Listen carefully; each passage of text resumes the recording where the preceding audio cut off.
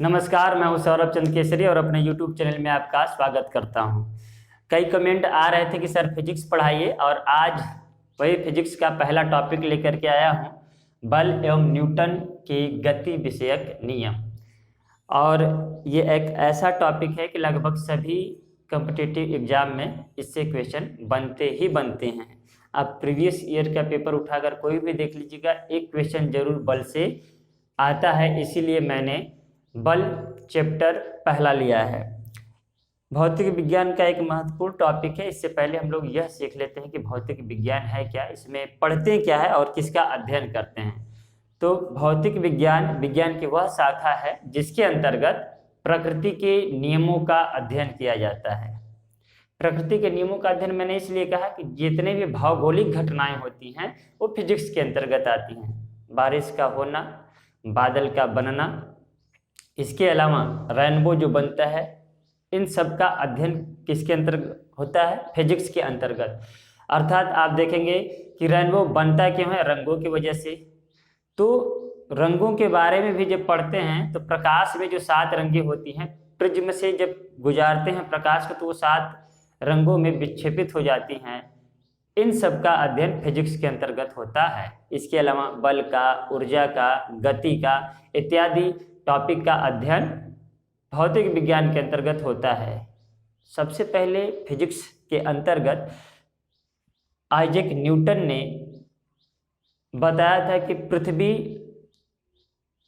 ध्रुवों पर चपटी है, प्रकाश में 7 रंग हैं और गति विषयक नियम दिया, बल संबंधित नियम दिया।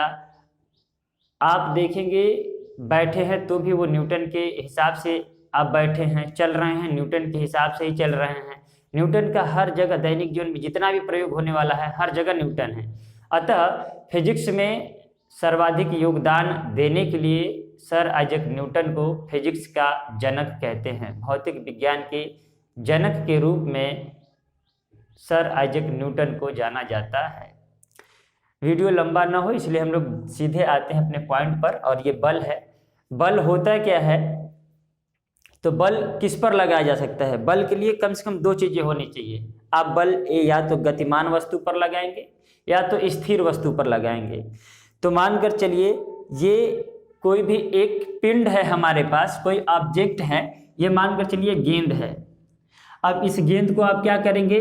यहाँ से ये गेंद अपने से चल रहा है और ये चलता चलता यहाँ आ रहा है और आप सोच रहे हैं इसे रोकना। तो आपने क्या किया? इस तरीके से इसे रोक दिया। आप बताइए आपने क्या किया? जितना इसका द्रव्यमान हो, इसका कुछ तो भार होगा, वेट होगा, मास होगा, इसके मास और इसमें ये जो गति था कुछ तो होगा, 10 मीटर प्रति सेकेंड, चाहे जो भी हो, इसके गति और इसके द्रव्यमान को हमने क्या किया? रोक दिया। द्रव्यमान जितना इसका है उतना ही यहाँ पर द्रव्यमान रहा होगा, जितना फोर्स से ये जा रहा था उतना ही फोर्स यहाँ पर लगा होगा, तब जाकर के क्या है? रुका है। अर्थात एक चीज हम सीख गए कि गतिमान वस्तु में 2 चीजें होती हैं, एक द्रव्यमान होता है और दूसरा क्या होता है? त्वरण। ये त्वरण क्या है? आप देखिए यहाँ से वेग, इसका वेलोसिटी जो भी हो, कुछ चला होगा 10 मीटर प्रति सेकेंड, तो आप देखिए कि यहाँ आते आते इसका वेट और वेग दोनों में अंतर आ गया। वेट तो ज्यों का त्यों रहेगा, वेग जो है कि वेलोसिटी अंतर आ गया, यहाँ पर रुक गया। और हमें पता है वेग परिवर्तन की दर को क्या कहते हैं? त्वरण कहते हैं। अब वेग परिवर्तन की दर को त्वरण कहते हैं। अर्थात ये जो बल लगा है F, ये किस पर लगा है? एक m द्रव्यमान का कोई वस्तु है, m मास और एक्सीलरेशन त्वरण। ये देखिए गतिमान वस्तु के लिए क्या है? एक इक्वेशन बन गया जो कि न्यूटन की गति विषयक नियम का दूसरा नियम है। दूसरे नियम से ये निकल जाता है, अभी पढ़ेंगे। पहले बल देख लेते हैं। अब देखिए कभी ऐसा होता है हमने गतिमान वस्तु की बात कही और ये इसे रोक दिए हम, इसके वेग में परिवर्तन आया तो हमने कहा कि वेलोसिटी में चेंज जो होता है, जो परिवर्तन होता है उसे त्वरण कहते हैं, एक्सीलरेशन कहते हैं। तो यहाँ m × a लिख दिया हमने। अब ये मानकर चलिए मेरे पास स्थिर अवस्था में है, ये मार्कर मेरे हाथ में 3 मार्कर है, ये स्थिर अवस्था में है। अब ये बताइएगा मैं इस पर कोई फोर्स लगा रहा हूँ, ये बल लगाकर ऊपर की ओर उठा रहा हूँ। ये बल जैसे मैंने इस पे लगाया तो ऊपर की ओर बल लगाया तभी नहीं उठा। अब जैसे ऊपर की ओर मैंने बल लगाया तो आपको क्या लगता है? अगर मैं इसको छोड़ देता हूँ, अब देखिएगा मैंने इसे छोड़ दिया, ये कहाँ गया, नीचे गया। इसका मतलब मैं जब इस पे फोर्स लगा रहा हूं तो मैं ये फोर्स किसके विपरीत लगा रहा हूं, तो पृथ्वी के गुरुत्वाकर्षण के विपरीत लगा रहा हूं, है ना। तो इसका कुछ न कुछ द्रव्यमान होगा, इसका कुछ न कुछ क्या होगा, द्रव्यमान होगा। और जैसे ही हम इसके विपरीत में लगाए तो उसका ग्रेविटी हुआ ना, परिवर्तन हुआ ना। तो यहाँ पर जो फोर्स होगा, अब क्या होगा, जब एक ऊंचाई पर ले जाएंगे तो द्रव्यमान तो है ही, और गुरुत्वाकर्षण की जगह क्या लिखेंगे, जी लिख देंगे। तो अर्थात ये फोर्स जो है ma लिखिए या mg लिखिए, ये दोनों ही है। अब बात आता है इसके मात्रक, तो इसके बारे में, बल के बारे में न्यूटन ने बताया, तो उनके सम्मान में क्या दिया गया, न्यूटन, ठीक।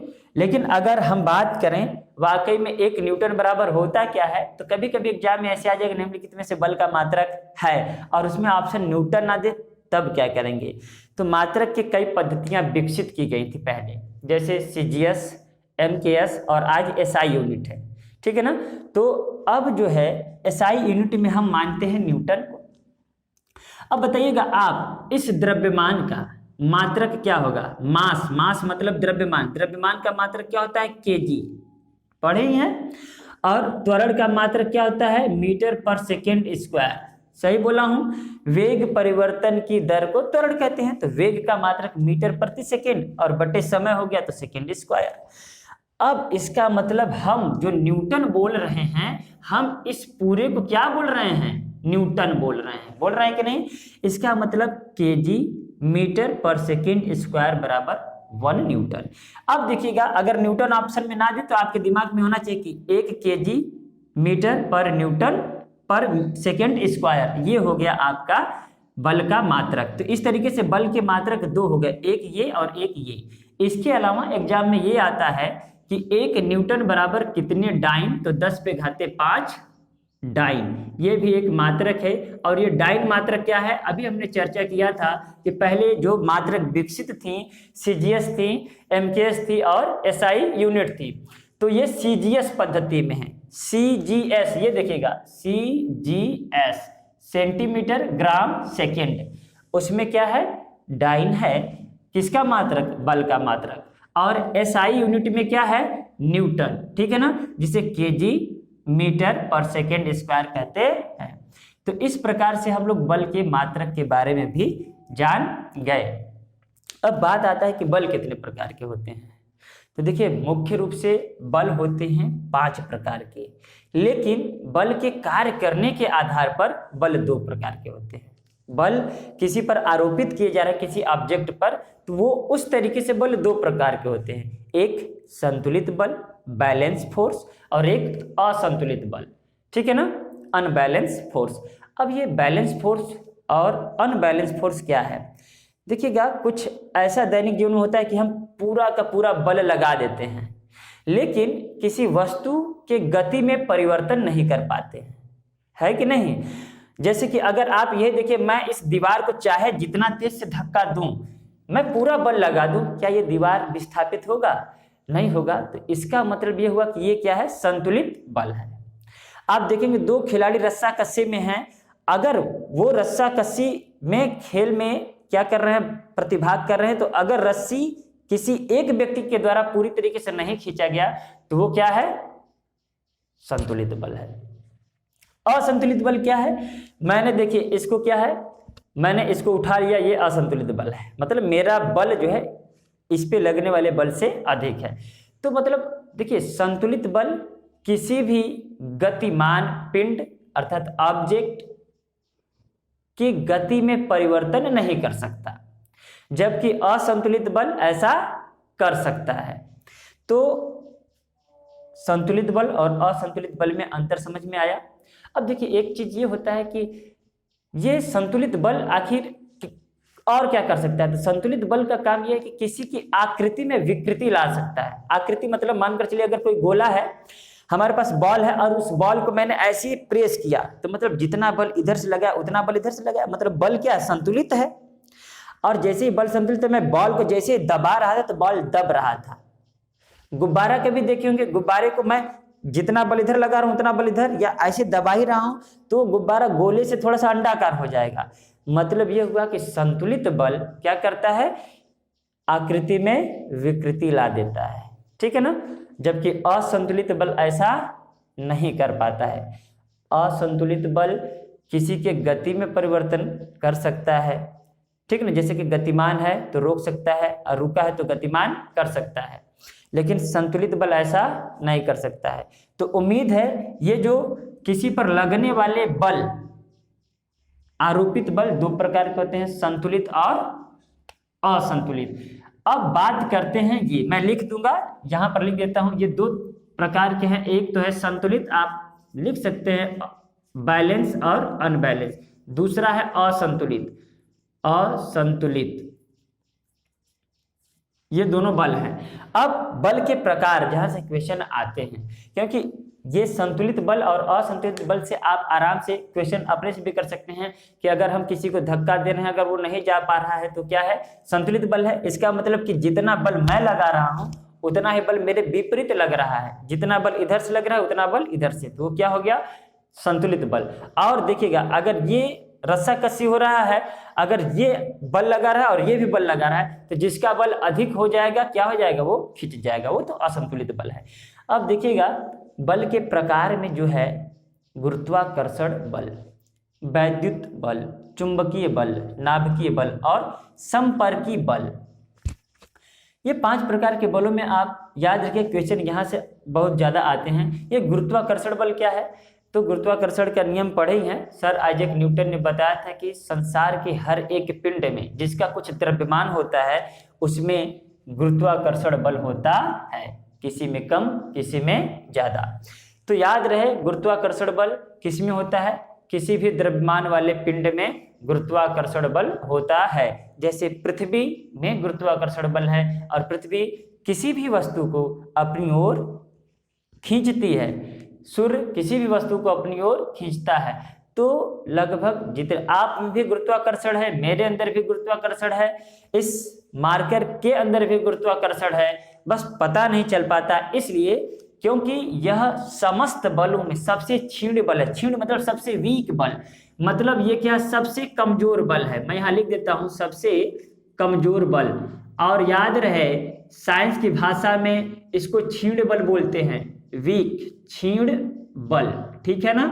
अब इसको हम बोलते हैं सबसे कमजोर, मतलब वीक बल कौन सा होता है, तो आप बोलेंगे गुरुत्वाकर्षण बल सबसे वीक बल होता है, इसीलिए इसमें पता नहीं चल पाता है।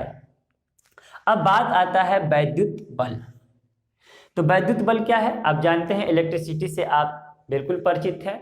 आप देखेंगे, याद रहे गुरुत्वाकर्षण बल से यह बहुत शक्तिशाली होता है, यहां तक कि सबसे शक्तिशाली नाभिकीय बल होता है, उसके बाद वैद्युत बल होता है। मैं एक क्रम भी लिख दूंगा, सबसे शक्तिशाली कौन है, सबसे कमजोर कौन सा है।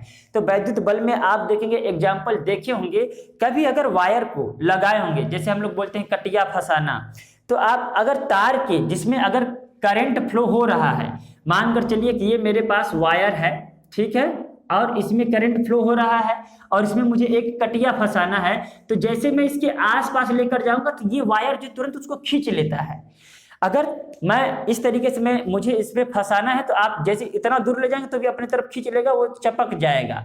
तो इसका मतलब क्या है, उसके आसपास ये जो वैद्युतीय क्षेत्र है ये एक बल की तरह कार्य करने लगता है और दूसरे वायर को अपनी ओर तुरंत खींच लेता है। तो यहां पर क्या है, हमारा वैद्युत बल है।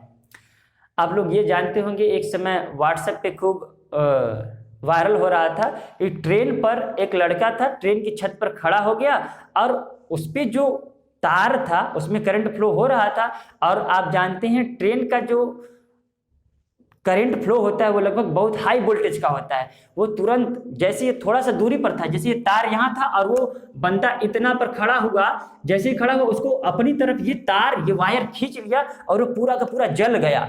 मतलब इससे आप स्पष्ट कर सकते हैं कि वैद्युत बल कितना शक्तिशाली होता है। करंट लगना अलग है, जल जाना अलग है, मतलब इसमें बहुत ज्यादा शक्ति होता है। तो गुरुत्वाकर्षण बल से सबसे अधिक कौन सा है, वैद्युत बल। लेकिन अगर सबसे अधिक की बात करें तो क्या है, नाभिकीय बल। मैं यहां लिख देता हूं सर्वाधिक शक्तिशाली, मैं यहां पर लिख देता हूं सर्वाधिक शक्तिशाली, सर्वाधिक शक्तिशाली फोर्स कौन सा है, बल कौन सा है? तो आपका जवाब हमेशा होगा नाभिकीय बल।